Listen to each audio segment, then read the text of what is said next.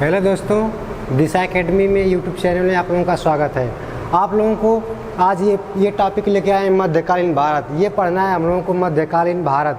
अब मध्यकालीन भारत कहाँ से स्टार्ट किया जाए। अब देखिए, प्राचीन भारत जो हमारे भारत के शासकों ने शासन किया, हिंदू शासकों ने शासन किया, उसको बोलते हैं प्राचीन भारत।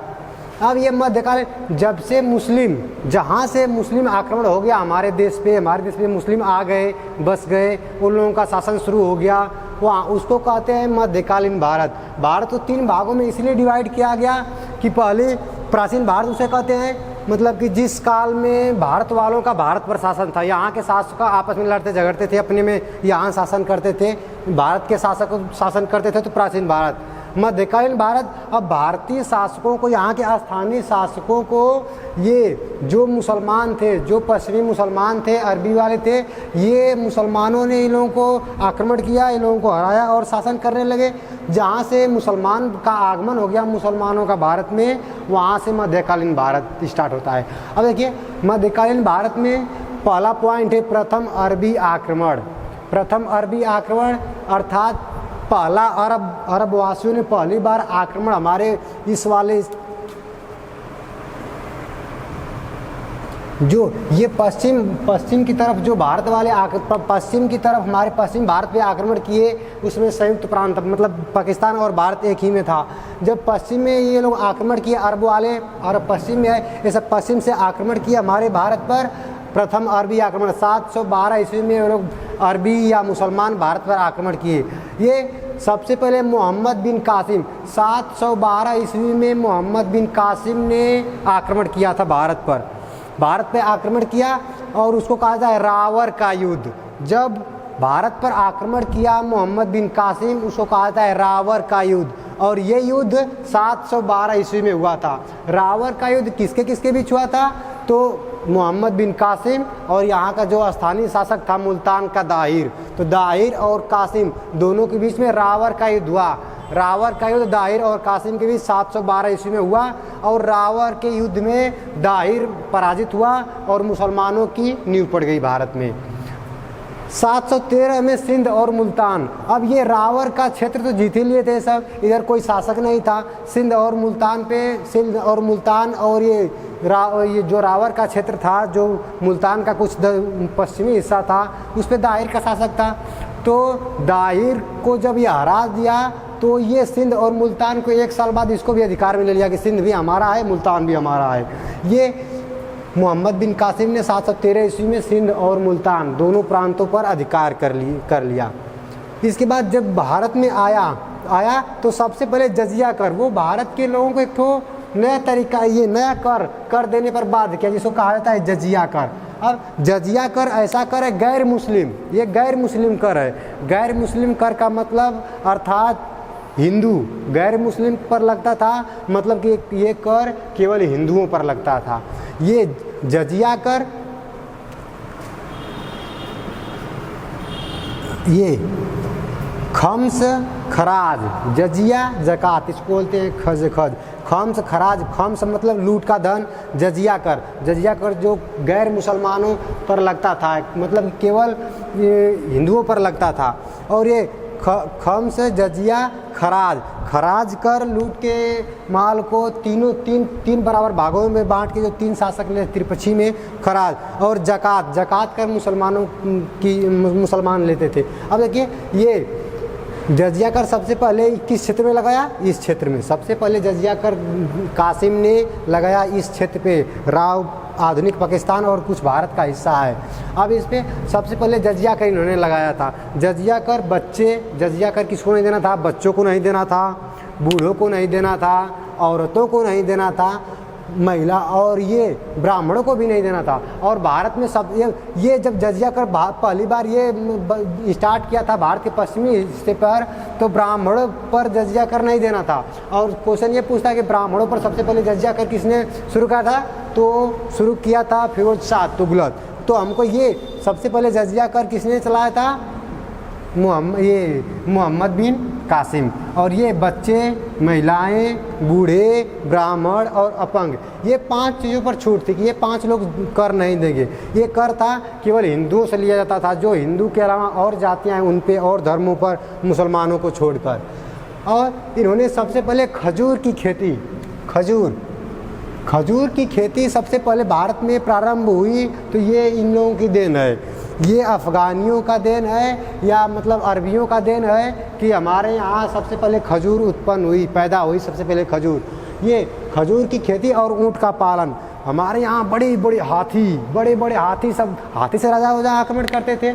और यहाँ ऐसा तो कि यार ये कैसा मतलब ऐसा प्राणी है, ऊँट आ गया कहाँ से? तो ऊँट का पालन और खजूर की खेती सबसे पहले ये अरबियों की देन है। अरबी सब ये हम लोगों को खजूर की खेती और ऊँट का पालन ये सब सिखा दिए। पहले आक्रमण किया था मोहम्मद बिन कासिम। अब बिलादुरी, फतह अल बलदानी पुस्तक में बिलादुरी ये लिखता है कि ऊँट का पालन और ये रेशम का पालन और ये क्या नाम है इसका, खजूर की खेती और ये गन्ना की खेती और बड़े बड़े जीव इनके साथ आए थे भारत। इनका उद्देश्य, अरबी जो अरब वाले थे, इनका उद्देश्य ये था कि यहाँ धन दौलत लूटना और इस्लाम धर्म का प्रचार प्रसार करना, इस्लाम धर्म का प्रचार प्रसार करना और धन दौलत को यहाँ से लूट के ले जाना, अपने यहाँ अपनी जनता पे मतलब कि कर नहीं लगाना। और ये कहा गया है कई बार कि ये मोहम्मद बिन कासिम यहाँ से लूट के ले गया था धन, तो अपने यहाँ 1 वर्ष तक अपनी जनता को कर नहीं लगाया। ये प्रथम अरबी आक्रमणकारी था मोहम्मद बिन कासिम। 722 में आक्रमण किया, फिर 13 में सिंध और मुल्तान पे अधिकार कर लिया। लेकिन जब यहाँ से अपने देश लौट के गया तो वहाँ ये क्या 1 वर्ष तक अपनी जनता पर कोई कर नहीं लगा, सब फ्री कर दिया, टैक्स फ्री कर दिया अपनी जनता को वहाँ के। और इसका उद्देश्य ये था इस्लाम का प्रचार प्रसार, इस्लाम धर्म का प्रचार प्रसार और यहाँ के धन दौलत को लूटना इसका मुख्य उद्देश्य था। इसकी जानकारी हमें चर्चनामा से मिलती है। चर्चनामा से प्रथम आक्रमणकारी मोहम्मद बिन कासिम की जानकारी मिलती है। अब इसका दूसरा पार्ट ये है प्रथम तुर्की आक्रमण। अब अरबी तो आ गए, अब प्रथम तुर्की आक्रमण और महमूद गजनवी। अब देखिए प्रथम तुर्की आक्रमण, अब तुर्कों का नींव कैसे पड़ा, तुर्क कैसे से कहाँ के रहने वाले थे और ये लोग कैसे अपना मतलब प्रांत बसाए, कैसे शासक बने, कैसे कबीला, एक ठो कबीला से मतलब बहुत बड़े शासक बन गए। तो अल्पतगीन बहुत पुराना सरदार था, अल्पतगीन जिसको तुर्की सरदार कहा जाता था। अल्पतगीन ने 932 ईस्वी में स्वतंत्र प्रांत गजनी की स्थापना की। अफगानिस्तान के अंतर्गत गजनी स्वतंत्र प्रांत की स्थापना किसने किया था? अल्पतगीन तुर्की सरदार ने। ये तुर्कों का सरदार था, एक कबीला था तुर्कों का, उसी कबीले का सरदार कौन था? ये अल्पतगीन। प्रथम सफल आक्रमण, प्रथम तुर्कों का क्वेश्चन ऐसे पूछता है कि तुर्कों का पहला सफल आक्रमण किसने किया था? तो तुर्कों का पहला सफल आक्रमण 978 ईस्वी में सुबुक्तगीन ने किया था। सुबुक्तगीन ने 978 ईस्वी में पहला आक्रमण किया था। पहला सफल आक्रमण किसने किया था? सुबुक्तगीन 978 ईस्वी में। जब 978 ईस्वी में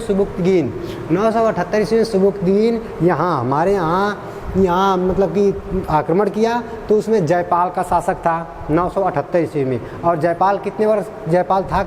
जयपाल पे ये गजनी भी, महमूद गजनी भी आक्रमण किया था तो जयपाल का शासक था। इसलिए जो जयपाल यहाँ 35 वर्षों तक इसका अधिकार रहा, 35 वर्षों तक शासन किया था जयपाल। तो ये पहला सफल आक्रमण 978 ईस्वी में सुबुक्तगीन ने किया था। जब सुबुक्तगीन आक्रमण किया था तो यहाँ का शासक कौन था? जयपाल था। लेकिन अगर वहीं अरबी आक्रमण हुआ था तो कौन शासक था? दाहिर का शासक था, दाहिर का।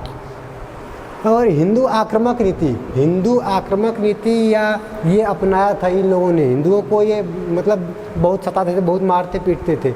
इनका उद्देश्य, तुर्कों का उद्देश्य ये था, पहला उद्देश्य यह था कि धन दौलत लूटना, यहाँ से धन दौलत लूट के ले जाना अपने देश में, अपने देश की जनता पर मतलब खर्च करना। दूसरा ये अगला था इस्लाम धर्म का प्रचार प्रसार।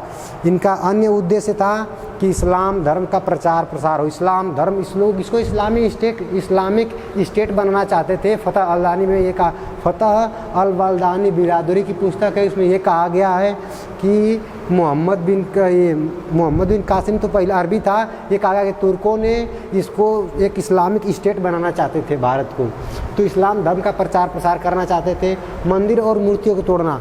इनका अब मुख्य उद्देश्य ये था कि मंदिर और मूर्तियों को तोड़ना, ये सब मतलब मुस्लिम राज्य बनाना चाहते थे। इसलिए इनका ये अगला उद्देश्य ये था कि इस्लाम धर्म के प्रचार प्रसार के साथ यहाँ के मंदिर को और मूर्तियों को तोड़ना। इसको कहीं कहीं मूर्ति भंजक आक्रमणकारी भी कहा गया है। शासकों को हराकर स्वयं शासन करना, इन लोगों का मुख्य उद्देश्य ये था जो यहाँ के शासक हैं उनको हराया जाए। अब कब तक ये सब यहाँ से पैसा लूट के ले जाएंगे, तो अब गजनी में इठो बनाएंगे महल, ये सब सोचते थे कि यहाँ भी कुछ बनाया जाए अपने रहने के लिए। तो ये लोग मतलब शासकों को हराकर स्वयं शासन करना इनकी अगली नीति थी। अब देखिए अभी तो अल्पतगीन और सुबुक्तगीन की बात चल रही है। अब आ गया महमूद गजनी या महमूद गजनवी। इसका जन्म 971 ईस्वी को हुआ था खुरासान में इसका जन्म हुआ था 971 ईस्वी को महमूद गजनवी का। और ये गजनी की स्थापना किसने किया था? अल्पतगीन तुर्की सरदार ने। अब इसका जन्म 971 ईस्वी में हुआ था और 981 ईस्वी में सुबुक्तगीन की मृत्यु हो गई। इसके 10 वर्षों के बाद सुबुक्तगीन की मृत्यु हो गई। मृत्यु होने के बाद ये महमूद गजनवी 998 ईस्वी में खुरासान का शासक बना। खुरासान प्रांत में एक गौर नामक प्रांत था। खुरासान में एक गौर नामक शहर था जिसकी स्थापना ये अल्पतगीन तुर्की सरदार ने की थी। तो ये जो खुरासान का शासक बना महमूद गजनवी, खुरासान का शासक बना 998 ईस्वी में। 998 ईस्वी में शासक बना। मूर्ति उसको महमूद गजनवी को मूर्ति भंजक आक्रमणकारी कहा जाता है। मूर्ति भंजक अर्थात मूर्ति को भंजित मतलब तोड़ने वाला, मूर्तियों को तोड़ने, मंदिरों को तोड़ने वाला इसको कहा जाता है आक्रमणकारी। और इसका भारत पर पहला आक्रमण 1000 ईस्वी को हुआ। महमूद गजनवी का भारत पर पहला आक्रमण 1000 ईस्वी को भारत पर पहला आक्रमण हुआ। अब ये पहला आक्रमण हुआ, इसमें ये नहीं मिलता कि यहाँ का शासक कौन था।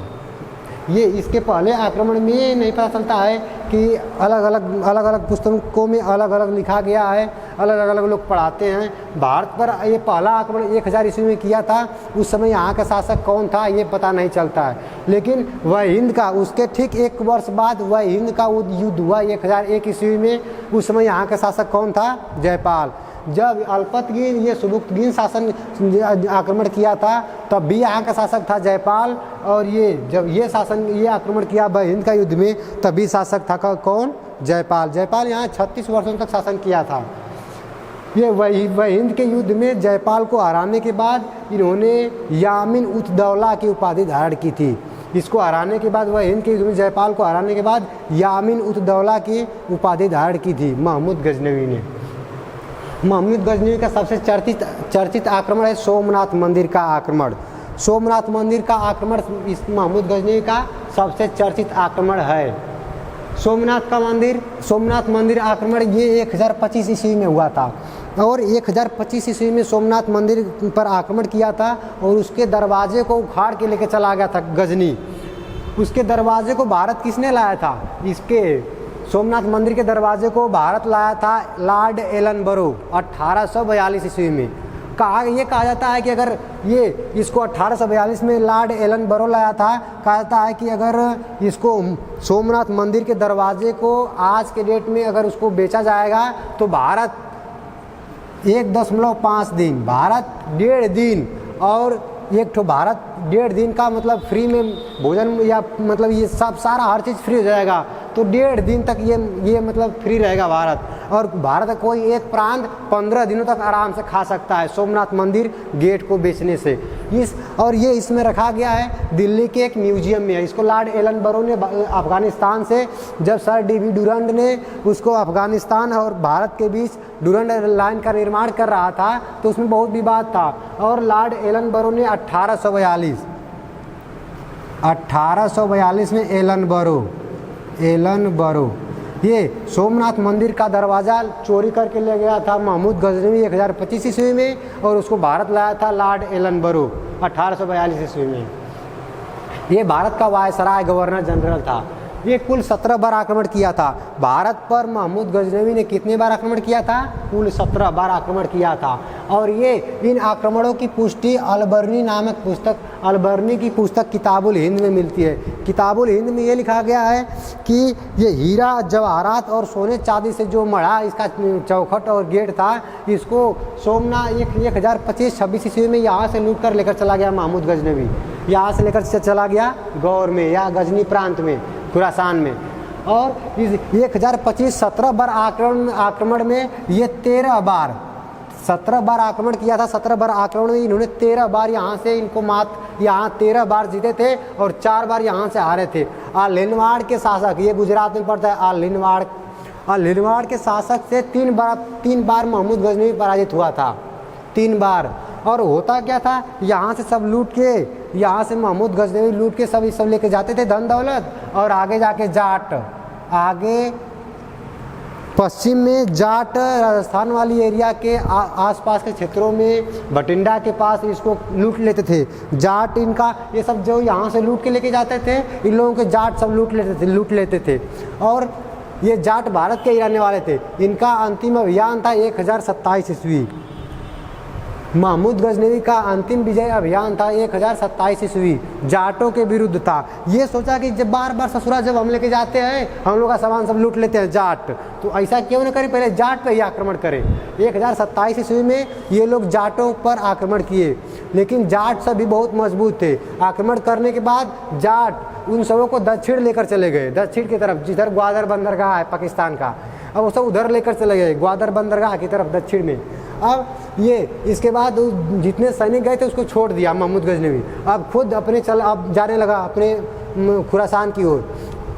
उसके साथ महमूद गजनवी के साथ 4 लेखक भारत आए थे। उसको ये कहते हैं FUFA। ये फिरदौसी, उतबी, फारूकी, अलबर्नी, ये 4 लेखक या ये चारों किसके साथ भारत आए थे? महमूद गजनवी के। तो क्वेश्चन पूछता है कि फिरदौसी किसके साथ आया था, या फारूकी किसके साथ भारत आया था, या उतबी भारत आया था, तो किसके साथ आया था? तो फिरदौसी भारत आया, फिरदौसी देखा भारत में कि ये भारत में ये क्या हो रहा है, भारत में ये सब बहुत पुराने रीति रिवाज पे आधारित थे भारत वाले। तो ये शाहनामा, जिसको बोलते हैं अफगानिस्तान का महाभारत,